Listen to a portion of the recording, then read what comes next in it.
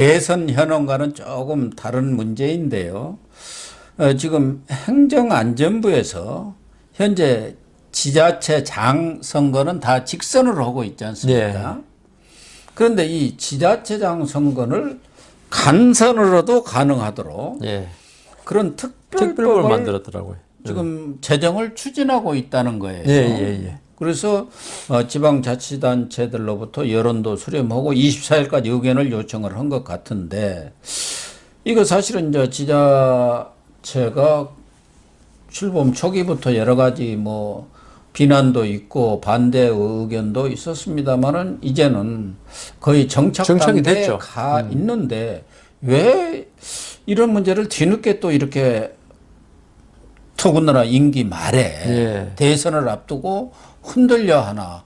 그러니까 이 지자체 근본을 흔드는 그런 이 특별법을 추진하느냐 이런 의문이 지금 생기고 있는 것이죠. 그 옛날 통일주체 국민회의 대통령 뽑는다고 비슷한 거죠. 예. 근데 이제 이거는 물론 지자체장에 관한 문제지만은 이거는 뭐 서울시장부터 다 해당하는 거 아닙니까? 그렇죠. 예.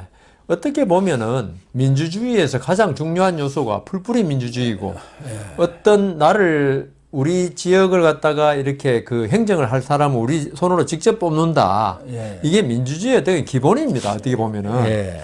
이제 물론 제도에 어떻게 선택이 다르지만 이때까지 직접 민주주의 이념을 우리가 사실 그 예전에 도지사 뭐 군수 전부 다 중앙정부에서 행정안전부도 임명했잖아요. 예. 그러다 보니까 그 어떤 주민들의 여망이 전혀 반영 안 된 채로 그렇죠. 어떤 독재적인 어떤 행정이 될 수밖에 없었거든요. 예. 대통령이 마음먹은 걸 한번 시행하고자 하면 이거는 뭐 군사 작전처럼 예. 딱 되는, 그래서 그걸 탈피하고자 하는 게 바로 지방자치제였는데 어떻게 보면 이거는 헌법에 규정되어 있지는 않지만은 민주주의라는 헌법 제도를 뒤흔드는 겁니다. 바꾸는 그렇죠. 겁니다. 예. 근데 이걸 갖다가 지금 다음 차기 대통령이 나서가지고 이걸 뭐 국민투표에 붙이든지 예. 해서 하는 것도 아니고 예. 지금 어떤 특별법 하나로 예. 이걸 바꾸겠다는 거거든요. 이거 자체가 발상이 물론 2020년인가요? 예. 지방자치제법이 그 개정되면서 이 지자체장 선거에 관해서 어떤 특별하게 할 수 있도록 기관 구성을 다양하게 할 수 있도록 하는 그 물꼬는 터놓은 것 해놓고 같아요. 거기에 기해서 특별법을 이번에 만든 건데요. 그렇다 하더라도 이건 특별법을 할 문제가 아닙니다. 예. 이거는 그 헌법의 개정에 버금가는 중요한 문제이기 때문에 이건 국민투표에 붙여야 될 문제이기도 해요. 제가 볼 때는. 왜냐하면 대통령 뽑는 게 많이 중요한 게 아니고 우리 도지사, 특별시장, 그다음 군수, 시장 뽑는 것도 중요한 민주주의거든요. 아, 그럼요. 예. 그래가지고 그거 이제 방안으로 이제 3개를 했더라고요. 예. 뭐 의원 중에서 지방 의원 중에서 뽑는 거, 예. 그다음 제3자를 지방 의원들이 선거하는 거, 그다음 지금 그대로 하는 거, 예. 그다음 그 지금 그대로 하되 지자체장의 권한을 대폭 의회로 옮기는 거, 예. 인사권까지 뭐 옮기는데, 그래 이렇게 했는데 이 방안 하나하나 자체가 예. 어떤 민주주의의 기본에 중요한 변경을 가져오는 거기 때문에 지금 할 게 아니다. 지금 왜 그걸 던졌을까? 저는 이제 그러니까요. 그 말이 맞다면은 특히 서울 같은 경우 서울시장의 위상이 우리나라에는 옛날에는 거의 뭐 대통령 바로 밑에 국무총리하고 같은 위상을 가졌어요. 예, 그렇죠. 지금은 더 그렇죠. 왜냐하면 천만 서울 시민 그리고 정치, 경제, 문화의 중심인 서울 시민이기 때문에. 그래서 지금 이 진보 정권이 생각할 때 오세훈 시장 돼버렸잖아요. 박원순 시장 되기 전에는 아마 보수 쪽에서 시장이 많이 됐죠. 근데 이 자기들이 볼 때 서울시장을 키워가지고 대통령으로 키우는데 이 서울시장 자리가 중요하더라. 제가 볼 때는 영남이나 호남의 그 어떤 지자체장 그거는 중요한 게 아니에요. 예.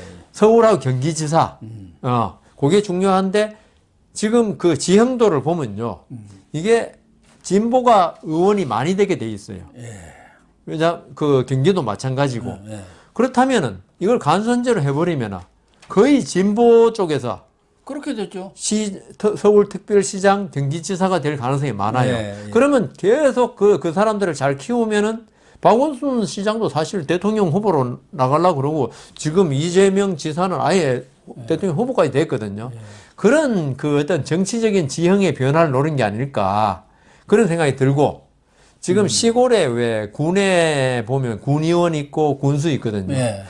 군수는 딱 한 사람이기 때문에 이게 어떤 어떤 감시, 그다음 자격 심사 이런 게 쉬워요.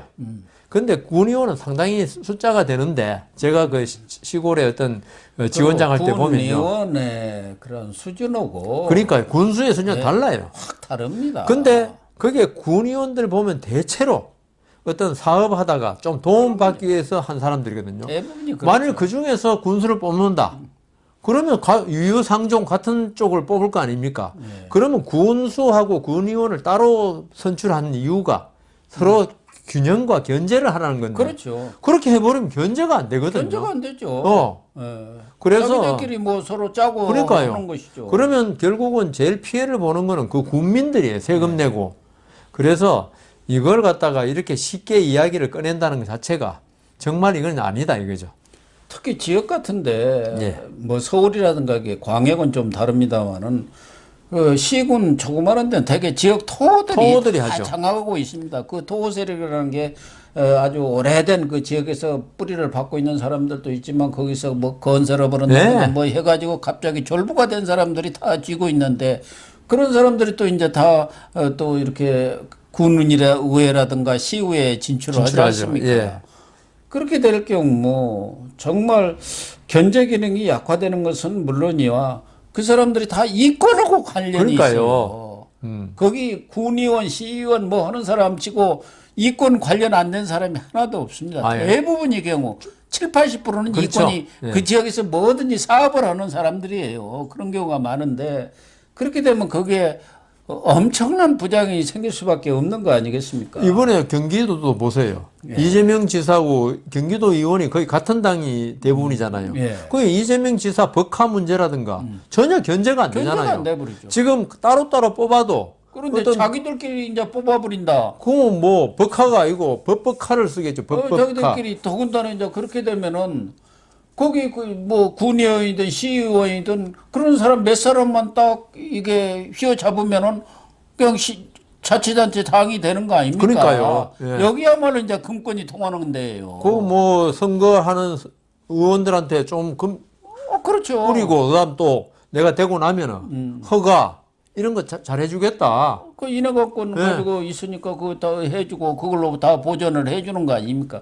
그래서 갑자기 이렇게 직선제로 해서 이제 어느 정도 뿌리를 내렸는데 그걸 간선제로 이렇게 바꾼다는 게 더군다나 지금 이 직선제를 마련하고 지방자치단체를 끊임없이 주장을 해갖고 이 토대를 만드는 것은 김대중 전 그 대통령이 민주당이 뿌리예요. 더군다나 김대중 전 대통령이 단식까지 하면서 이 4대 지방선거를 완성을 한 거 아닙니까? YS 때 받아놨어요. 그런데 자기 가장 뭐 이 진보 세력의 아이콘이 해놓은 걸 갖다가 상징이라고 할 수 있는 김대중 전 대통령이 해놓은 이 그 지방자치제 풀뿌리 민주주의의 그 근간을 흔드는 이 문재인 정권이 하고 있다는 것에 대해서 그러니까요. 저는 아주 이해가 안 가고 납득이 안 가죠. 말하자면은 경우에 따라서는 이게 질 경우 대선에서 지면은 지역이라도 잡아야겠다 그런 생각도 하겠네요. 지금 안 그래도 서울시 지금 대통령 되더라도 지금 국회의원 180명, 서울시도 마찬가지 오세훈 시장 받지 않습니까? 꼼짝을 못 하잖아요. 뭐 당장 올해 지방 선거에서는 특별법이 만들어지더라도 뭐 적용을 안 하고 다음 2026년이 되는 거죠. 그때 뭐 민선 9기부터 적용한다고 하지만 이렇게 중요한 문제 같으면은 국민투표에 붙이든가 아니면 더군다나 이제 새로운 대통령이 곧 선출이 될 거 아닙니까? 그러면 대통령이 선출이 돼서 거기에서 좀 더 숙고를 한 뒤에 이런 문제가 공론화돼 갖고 국민 여론으로 정말 공론화돼 갖고 해야 하는데 이걸 행안부 더군다나 민주당 의원 아닙니까? 전해철이가. 그러니까요. 그 사람이 이렇게 우물딱 주물딱 해갖고 지금 지방자치단체 장이라든가 이게 대부분이 민주당이 장하고 있는 데서 그걸 썩 고쳐버린다. 이게 말이 되는 소리예요. 그러니까요. 그리고 의원들이 지금 뭐 거의 다 민주당 편이니까 자기들한테 뭐 엄청난 권한이 생기는데 얼마나 좋겠어요. 좋죠. 좋죠. 잘하면 거기서 군수도 되고 시장도 될 수 있는데. 그리고 뭐 지금처럼 전 지역민을 상대로 해서 뭐 이렇게 선거 운동을 하고 거기에 노력을 들이기보다도 거기 있는 할 거 의원들 몇 없죠, 사람만 데리고 예. 자기 과반만 딱 차지해버리면 끝나는 거 아닙니까? 그러니까요. 그러면 진짜 이게 속되면 짝짝꿍 돼가지고 완전히 뭐 군 짝짝꿍이죠. 시군을 완전 말아 먹을 수도 있는 거죠. 예. 이런 일을 이 행안부가 이제 문재인 대통령이 물러날 날이 몇 달 남지도 않은 이런 상황 속에서 이렇게 허겁지겁 추진한다? 이게 도대체 납득이 안 되는 것 같아요. 그러니까 그래가지고 지방자치법 있지 않습니까? 예. 그것도 어떻게 저는 이번에 처음 알았어요. 그런 그런 조항이 그러니까요. 통과된 걸.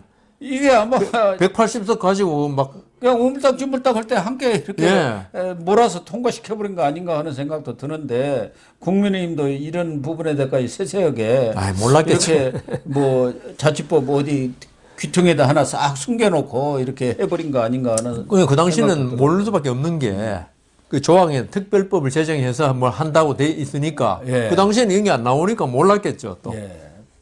이런 지방 권력을 바꾸는 일을 행안부 장관 한 사람이 그럼요. 이렇게 손바닥 뒤집듯이 한다는 것은 도대체 이해가 안 가고 그거로 인해서 얻는 이득이 뭐가 있어야 할 거 아닙니까?